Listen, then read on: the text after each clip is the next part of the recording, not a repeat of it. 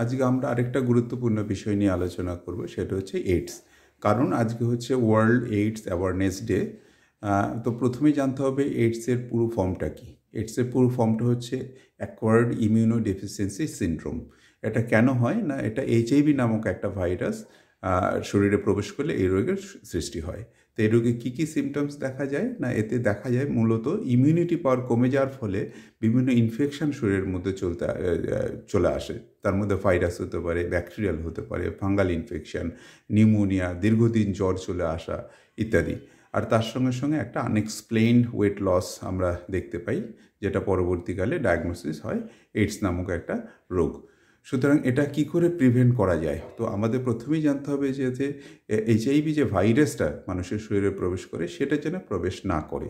তার জন্য মেইনলি যেটা হচ্ছে যে সিরিঞ্জ, রিইউজেবল অফ সিরিঞ্জ, যেটা খুব আমরা এখন প্রচলিত আমরা শুনতে পাচ্ছি বিভিন্ন জায়গায়, যে কিছু অসাধু ব্যবসায়ী যারা আছে সেটা একই সিরিঞ্জকে আবার পুনরায় ব্যবহার করে ফেলছে। সেটা যাতে না হয় সেটা আমাদের লক্ষ্য রাখতে হবে। আরেকটা হচ্ছে যে ড্রাগ অ্যাবিউজার, যারা অনেক সময় ইনজেকশনের মাধ্যমে নেশা করে, সেই সিরিঞ্জটা তারা শেয়ার করে নিজেদের মধ্যে, সেখান থেকে এইচআইভি নামক ভাইরাসটা শরীরে ঢুকে এইডস রোগের সৃষ্টি করতে পারে।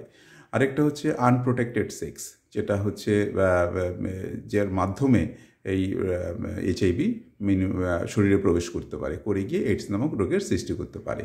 তো এটার জন্য আমাদের অ্যাওয়ারনেসটা দরকার। যে কথাগুলো বললাম সেগুলো তো রয়েছেই, এছাড়া আছে সেক্স এডুকেশন, যেটা স্কুল কলেজ থেকেই শেখানো উচিত, যাতে তারা এই সম্বন্ধে অ্যাওয়ার হয়, তারা যাতে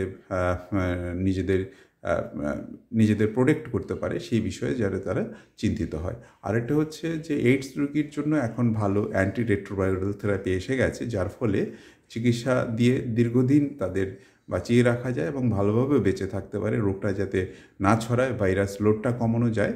সুতরাং এই বিষয়েই জানবার জন্যই আজকের দিনটি পালন করা হয়। ধন্যবাদ।